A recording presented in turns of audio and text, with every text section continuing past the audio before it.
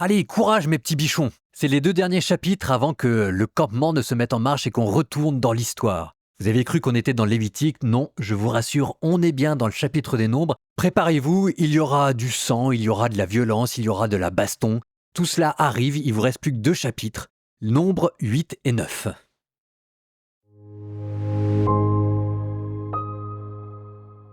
Le Seigneur parla à Moïse. Il dit « Parle à Aaron et dis-lui.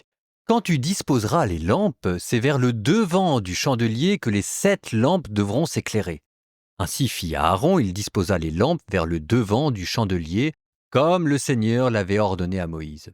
Voici comment était fait le chandelier. Il était forgé en or, forgé depuis la base jusqu'aux fleurs. C'est selon la vision que le Seigneur en avait donnée à Moïse qu'on avait fait le chandelier. Le Seigneur parla à Moïse, il dit « Parmi les fils d'Israël, prends les Lévites et purifie-les. Voici ce que tu leur feras pour les purifier. Asperge-les avec de l'eau qui enlève la faute. Puis ils se passeront tout le corps au rasoir, laveront leurs vêtements et ils seront purs. Ensuite ils prendront un taureau et son offrande de fleurs de farine pétrie à l'huile, tandis que tu prendras un second taureau destiné au sacrifice pour la faute. Puis tu feras approcher les Lévites devant la tente de la rencontre et tu rassembleras toute la communauté des fils d'Israël. Tu feras approcher les Lévites devant le Seigneur, et les fils d'Israël leur imposeront les mains. Alors, de la part des fils d'Israël, Aaron les présentera avec le geste d'élévation devant le Seigneur, et ils seront voués au service du Seigneur. Puis les Lévites poseront leurs mains sur la tête des taureaux. Avec l'un, tu feras un sacrifice pour la faute, et avec l'autre, un holocauste pour le Seigneur, en rite d'expiation sur les Lévites. Tu placeras les Lévites devant Aaron et ses fils, tu les présenteras avec le geste d'élévation au Seigneur. Parmi les fils d'Israël, tu mettras à part les Lévites, et les Lévites seront à moi.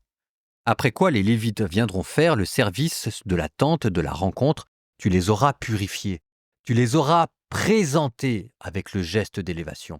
Oui, ils sont donnés, ils me sont donnés parmi les fils d'Israël. Je les ai pris pour moi, en échange de chaque fils aîné, de tout premier-né des fils d'Israël. Car c'est à moi qu'appartient chez les fils d'Israël tout premier-né, homme ou bétail. Le jour où j'ai frappé tout premier-né au pays d'Égypte, c'est pour moi-même que je les ai sanctifiés. Et j'ai pris les Lévites en échange de tout premier-né parmi les fils d'Israël. Je donne les Lévites. Ils sont donnés à Aaron et à ses fils parmi les fils d'Israël pour effectuer le service des fils d'Israël dans la tente de la rencontre et pour accomplir le rite d'expiation sur les fils d'Israël. Ainsi, aucun fléau ne frappera les fils d'Israël quand ceux-ci approcheront du sanctuaire. Moïse, Aaron et toute la communauté des fils d'Israël firent pour les Lévites tout ce que le Seigneur avait ordonné à Moïse au sujet des Lévites. Ainsi firent les fils d'Israël. Les Lévites se purifièrent de leurs fautes et lavèrent leurs vêtements. Aaron les présenta avec le geste d'élévation devant le Seigneur, puis il accomplit sur eux le rite d'expiation pour les purifier. Après quoi, les Lévites vinrent effectuer le service dans la tente de la rencontre devant Aaron et ses fils, comme le Seigneur l'avait ordonné à Moïse au sujet des Lévites, ainsi fut-il fait à leur égard. Le Seigneur parla à Moïse, il dit « Ceci concerne les Lévites. Depuis l'âge de 25 ans et au-delà, chacun sera destiné au service du culte pour remplir une tâche dans la tente de la rencontre. À 50 ans, il se retirera du service actif, il ne me servira plus. Toutefois, il aidera ses frères à garder les observances dans les tentes de la rencontre, mais il ne remplira plus de tâches cultuelles. Ainsi feras-tu pour les Lévites en ce qui concerne leurs observances. » Au désert du Sinaï, le Seigneur parla à Moïse la 2e année après leur sortie d'Égypte. Au cours du 1er mois, il dit « Que les fils d'Israël célèbrent la Pâque à la date fixée. Le 14e jour de ce mois, au coucher du soleil, vous la célébrerez à la date fixée. Vous la célébrerez selon tous les rituels et toutes les ordonnances qui la concernent. » Et Moïse dit aux fils d'Israël de célébrer la Pâque. Alors, ils célébrèrent la Pâque le 14e jour du premier mois au coucher du soleil dans le désert du Sinaï.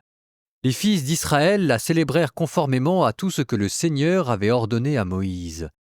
Or, il y avait des hommes rendus impurs par le contact d'un mort. Ils ne pouvaient donc pas célébrer la Pâque ce jour-là.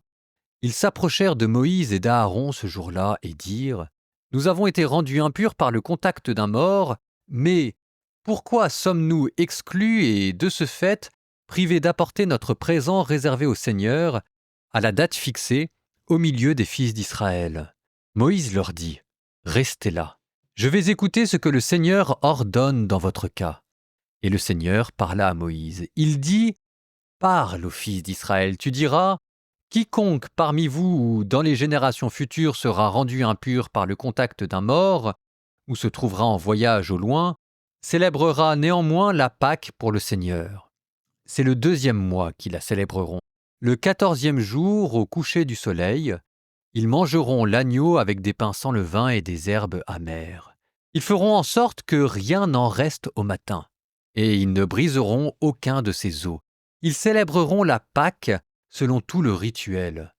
Mais l'homme qui est pur et qui n'est pas en voyage, s'il néglige de célébrer la Pâque, cet individu sera retranché de sa parenté, car il n'aura pas apporté son présent réservé au Seigneur à la date fixée. Cet homme-là portera le poids de sa faute. Si un immigré résidant avec vous célèbre la Pâque pour le Seigneur, il la célébrera selon les rituels et l'ordonnance de celle-ci. Il y aura un seul rituel pour vous, tant pour l'immigré que pour l'Israélite originaire du pays.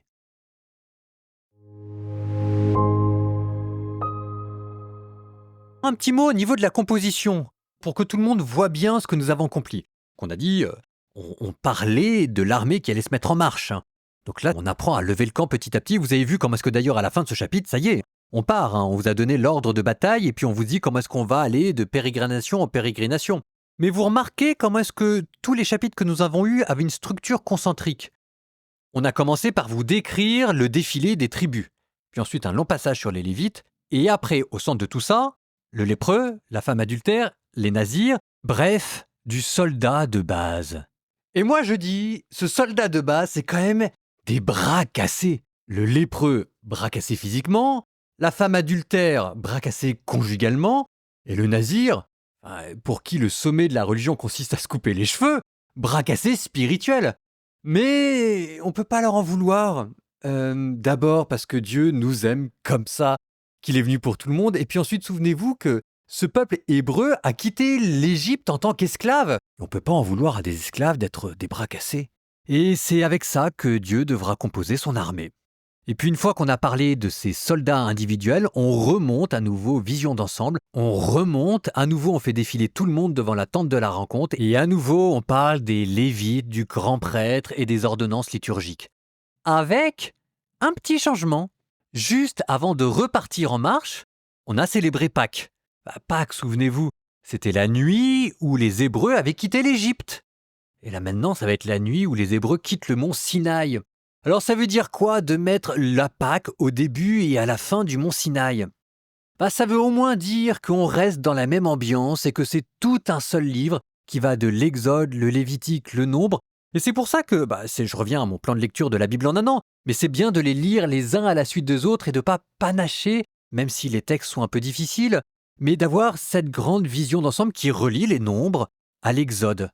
Ça veut dire aussi qu'on reste dans la même perspective d'offrir un culte et un service à Dieu. Ce ne sera pas simplement sur le mont Sinaï, ou plutôt c'est sur le mont Sinaï qu'on a appris à rendre un service, et maintenant on se rend dans la terre promise, là où Dieu va nous demander de cultiver ce jardin d'Éden qu'il avait mis dans la tente de la rencontre.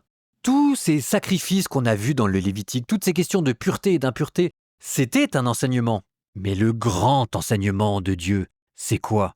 C'est Pâques. Autre chose aussi à noter, le fait qu'il y ait des répétitions, qu'on vous dise dans les livres de l'Exode comment fêter Pâques, et qu'on vous redise dans le livre des Nombres comment le fêter, vous pourriez vous dire c'est la même chose, pourquoi le redire à nouveau ? Parce qu'il y a des petites différences, il y a une petite nouveauté. Il a été question de pouvoir accueillir l'immigré dans la fête de Pâques. Il était question aussi de pouvoir fêter Pâques quand on était à l'étranger. Et ça, c'est quand même curieux, parce que dans le livre des Nombres, on s'apprête à investir la terre promise. Et voilà que comme pour refuser l'idolâtrie de la terre, on vous explique qu'Israël est plus grand qu'Israël. Qu'Israël peut se trouver en Égypte et qu'un immigré peut être un véritable Israélite. Ça n'a l'air de rien, mais ça prépare la Pâque chrétienne qui sera ouverte à toutes les nations. Eh oui, mes petits bichons, il faut aller jusque-là dans l'interprétation et les conclusions à tirer. C'est ce que Jésus fera. En attendant, nous terminons par une prière. Alors ma prière, je ne vais pas aller la chercher bien loin. Ma prière, ça va être les derniers versets que l'on a entendus hier.